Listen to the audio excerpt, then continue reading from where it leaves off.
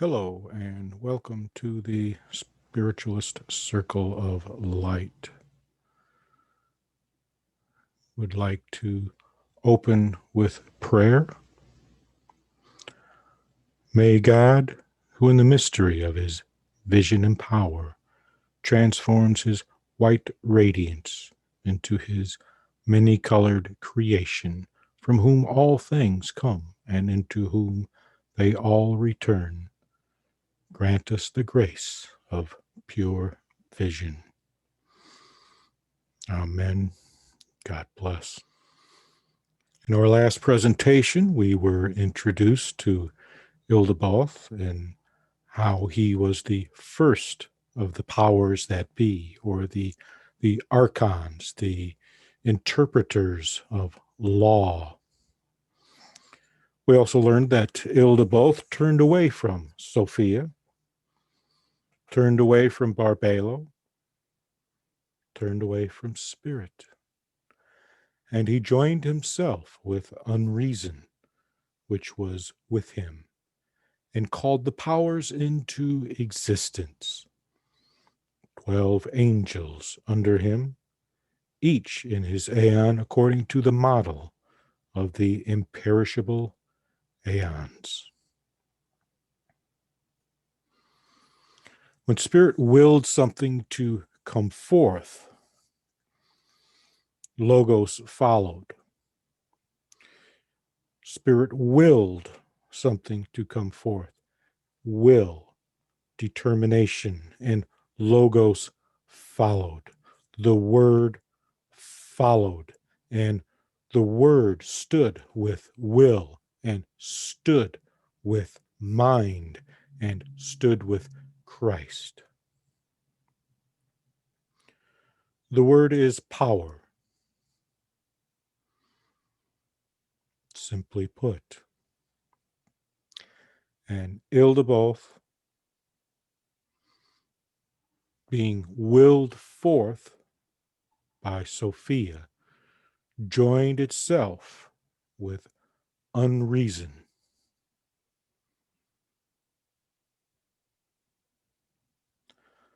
Unreason can be a lot of things. It's difficult to describe. Reason is a form of logic, form of structure, a linear process of thought. Unreason could only indicate a chaotic thought pattern, one there where there is no obvious structure, because even within chaos there is some form of structure. Chaos theory suggests this, and they proved this with I should say they didn't prove it, they stumbled upon it by researching weather patterns, predicting weather patterns, and they discovered that if a variable was off just a little bit, not a whole lot, but once that variable was off, it set up a chain of reaction that appeared to be chaos. And the only reason it appeared to be chaos is because there was no obvious pattern. But underlying all of this was an imperceptible pattern. And that's what we are likening unreason to, is an unperceptible, unperceivable pattern.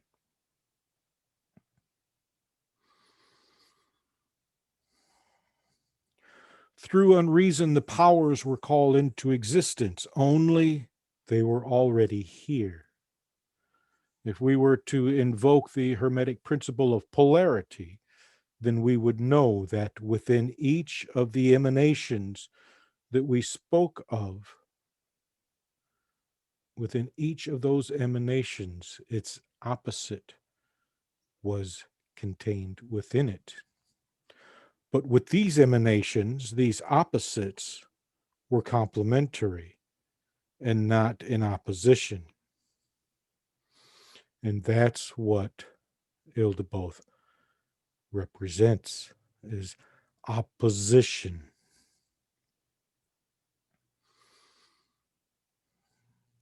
The model of the imperishable aeons was brought about through Christ. We didn't go through all of the divisions that was made because, it's messy. And Ialdabaoth followed the same suit. Now, what we do know is that of these aeons, prudence is one of them, and Sophia is of prudence. Prudence is caution. Prudence understands the value of risk. Sophia is wisdom, which is, in a sense, prudence. But true wisdom rests somewhere between certainty and uncertainty. And through the birth of duality, which entered through Sophia's creation of Ialdabaoth, we began to experience something other than what emanated from spirit. Or rather, we should say, other than what we are familiar with or prefer that emanated from spirit. Because even Ialdabaoth is an emanation from spirit. Even Ialdabaoth, who joined itself with Unreason. We can't say that Ialdabaoth represents corruption, because to do so would imply that spirit is corruptible. And this is not so. When we began our journey, it was that spirit was unperfectible, meaning there was no way to perfect it because there was nothing to compare it with.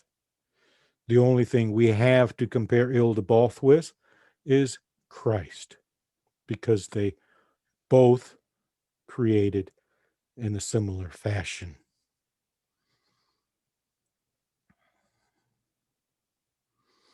Both are of the light. Both are of different qualities. To say that one is lesser and that one is greater is to put ourselves under the influence of the archons. What we do know is that when understanding is removed from wisdom, there is only ignorance. And ignorance is a different quality of wisdom.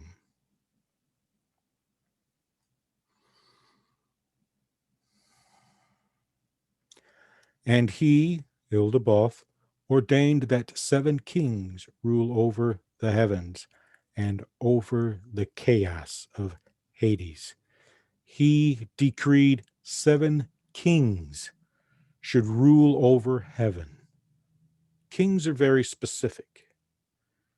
They are male representations of power, meaning that they instigate, they penetrate, they begin, they instigate.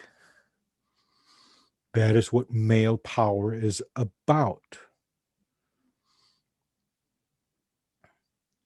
And many of the ancient writings, they talk about the 7 heavens and the 7 hells, the division of heaven and the division of hell. We have a pattern here.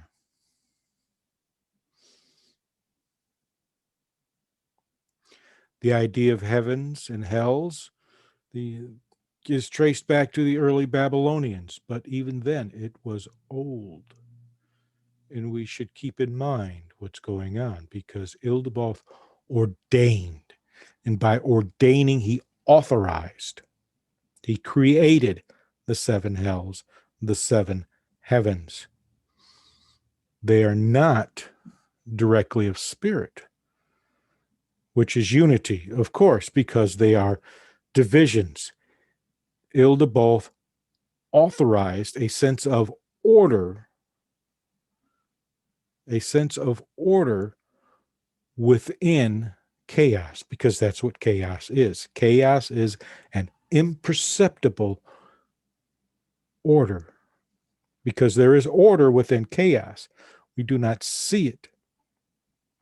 But Ialdabaoth did not sow division. Ialdabaoth did not begin the division.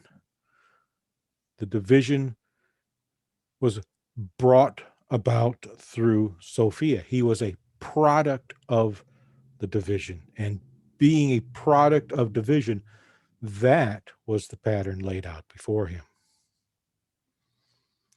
But Ialdabaoth, Saklas, who possesses many forms in order to reveal himself with diverse forms as he pleases, apportioned to them, to these kings, apportioned to them some of his own fire and power.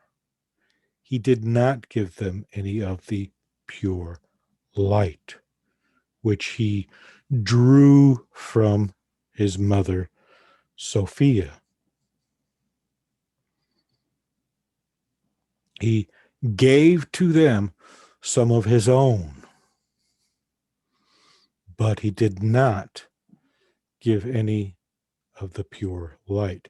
Now, each of the divisions, each of these imperishable aeons belongs to him, at least the ones he is responsible for, because Christ created aeons as well.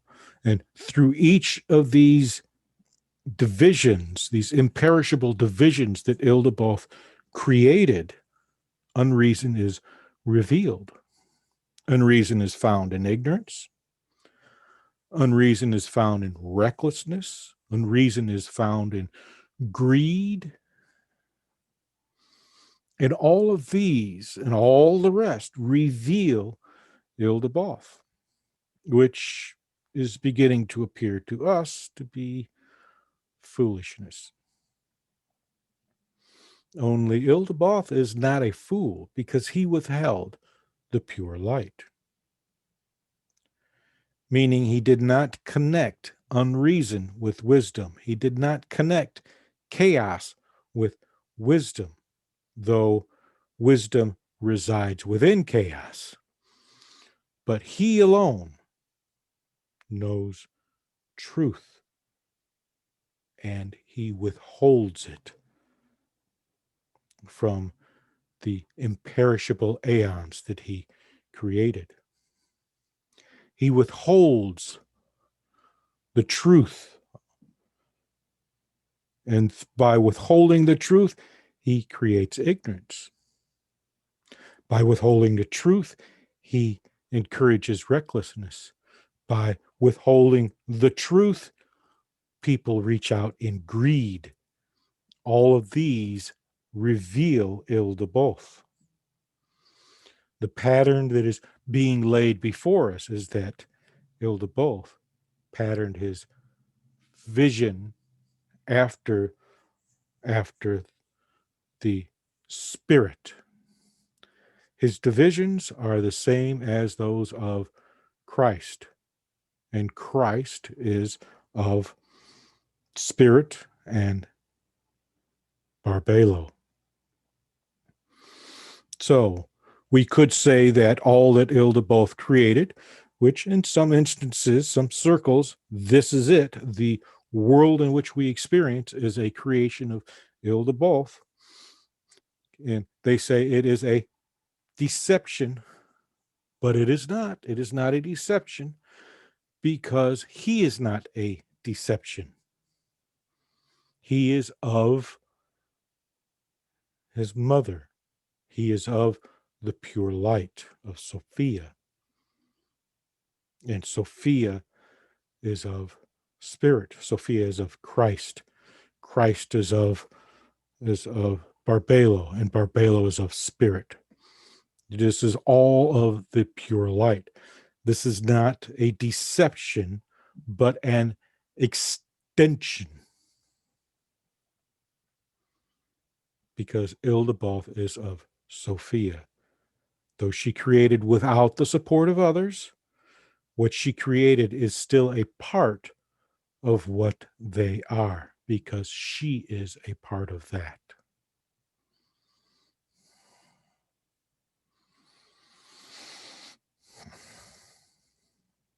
And we will end our lesson on that note.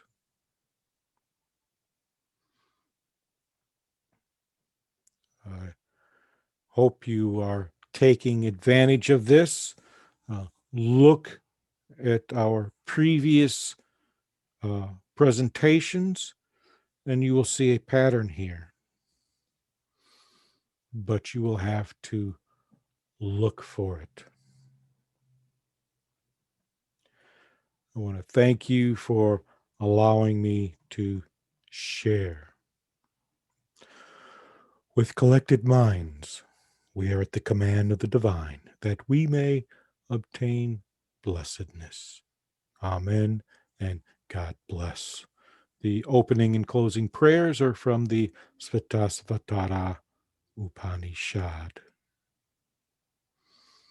Again, we thank you for visiting us, and we thank you for allowing us to share